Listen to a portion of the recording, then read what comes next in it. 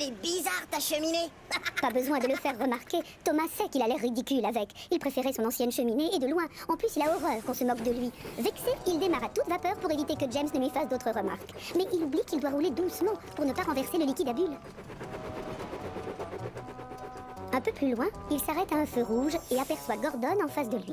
Bonjour Thomas. Oh là là, elle est bizarre ta cheminée. Thomas n'aime pas sa nouvelle cheminée, il donnerait n'importe quoi pour récupérer l'ancienne. Mais ce qu'il déteste par-dessus tout, c'est que Gordon se moque de lui.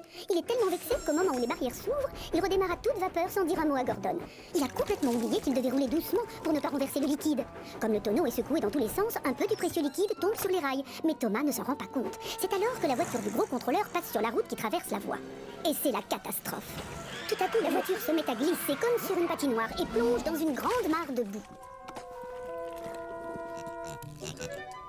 Pendant ce temps-là, Thomas roule sans se douter de rien. Il s'arrête à un feu rouge et aperçoit Henry sur une voie de garage. Bonjour, Thomas. Oh, elle est bizarre, cette cheminée.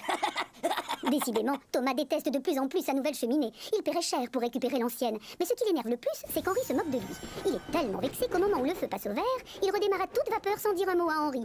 Il oublie encore qu'il est censé rouler doucement et sans secouer le tonneau.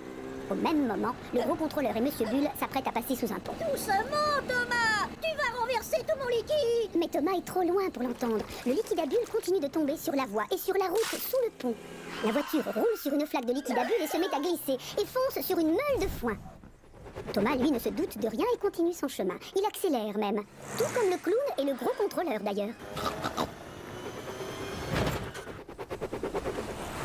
Thomas ne les remarque toujours pas. En revanche, il aperçoit un stop et appuie à fond sur ses freins. Encore un peu plus de liquide à bulles tombe sur la voie et sur la route en contrebas. Et c'est reparti pour un tour de patinoire. La voiture glisse et plonge cette fois-ci dans une mare au canard.